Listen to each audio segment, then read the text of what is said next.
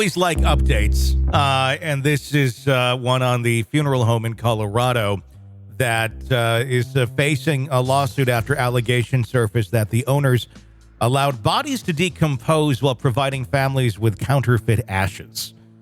The lawsuit filed by Richard Law claims that Return to Nature Funeral Home in Penrose, Colorado, was involved in a disturbing scandal that affected numerous families. The Colorado Bureau of Investigation recently uncovered this shocking discovery at the funeral home, which we talked about, I think, last week, revealed at least 189 improperly stored bodies in a building owned by the establishment. These are just in the building. Authorities just hanging around. Oh, my God. Authorities have warned that this number could change as the investigation continues to process of identifying the victims' progresses. In death, these men and women deserve to be treated with respect and dignity, said plaintiff attorney Andrew Swan. Instead, they were defiled. Richard Law's involvement in the lawsuit stems from his experience entrusting his late father, Roger Law, to the care of the funeral home back in 2020. The funeral home was supposed to cremate Roger Law and provide his ashes to his son. However, the recent revelation suggests Roger's body was among the many found in the funeral home's building. Nearly 3 years after his death, Roger still has never been cremated. Instead, he was allowed to decompose in squalid conditions. The complaint stated Roger's devastated, deserved better. So did the other 188 victims found at the Penrose property, he says. The shocking discovery came to light when locals in the area reported an abhorrent smell emanating from the property. Co-defendant John Holford allegedly attempted to attribute the smell to his taxidermy hobby, but was unsuccessful in doing so. You know, so he now we're both there. from, we both, well, I live in Wisconsin. You're from Wisconsin. We're around a lot of people who do taxidermy. Is there an awful smell with taxidermy? I don't know. I've never done that eliminates the smell. Well, if you're doing it right, I mean, I think there's probably a process of taking the guts and stuff out. But I think if you dispose of that correctly right away, you're good. And then there's some sort of drying process, I assume, to then work with the remains. I don't know. But I don't know how on earth you have 189 bodies in a building. And then you're like, hey, it's time to go work on taxidermy. I'm going to go down there today and do that. I mean, I'm also wondering, 189 bodies, was this an active funeral home? Like, were clients coming in on a regular basis and nobody's realizing the scent? Or did they just shut down at some point and they just have been sitting there rotting while he does taxidermy? That's a really good question. And I don't think we've heard how they were operating. I know that, so 2020 is when Roger Law was entrusted to their care. So that was, 3 years ago. But what was happening at that time? And was it because we were in the thick of COVID? Maybe people weren't coming in. So maybe it was just the perfect cover for this. You didn't have to burn the body. I mean, how much does it cost to incinerate a body? I mean, is it a cost-saving measure?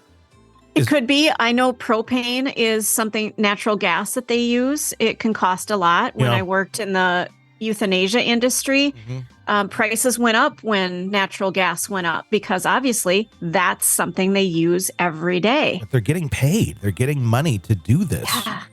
Yeah. Like, I'd imagine a hell of a lot more than it actually costs to buy gas to do the act of putting the body in there and incinerating it. The lawsuit alleges... Yeah, they're making a profit. This is a very profitable business. The lawsuit alleges that the funeral home owners not only allowed bodies to decompose improperly, but also provided families with counterfeit ashes and falsified death certificates. Other families have come forward with their concerns. They've noted that the material they received, ashes, seems very similar to dry concrete. A family member, Tanya Wilson, shared with KDRO her experiences of conducting a side-by-side test. She mixed water separately with Quikrete and then purported ashes that were claimed to belong to her mother, young Anderson. Wilson replied, the reaction, it looked very, very similar, the consistency and everything. Then, when it dried into little tiny rocks, very, very similar. It gave me confirmation that I believe it is concrete. So they couldn't even get ashes. Really? Colorado is unique that it does not require professionals in the funeral home and crematory industry to be licensed. Is that like an oversight somewhere? Or is there like somebody lobbying for that? Like, we don't need licenses here. We're doing everything right here in Colorado. Return to Nature Funeral Home reportedly operated with an expired license, raising concerns about regulatory oversight. Attorney Andrew Swan criticized the lax regulatory status quo in the state and called for stronger enforcement mechanisms and more rigorous inspections. While he expressed confidence in the ongoing criminal investigation, he emphasized the importance of lawsuits like this and holding accountable those responsible for such misconduct.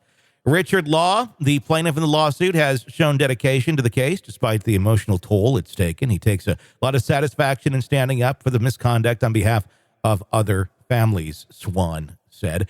Efforts to reach Return to Nature Funeral Home for comment have been unsuccessful, and their website is down, and a linked phone number is out of service. The FBI is also involved in the investigation, further underscoring the severity of the situation. So that's the latest on the Colorado funeral home.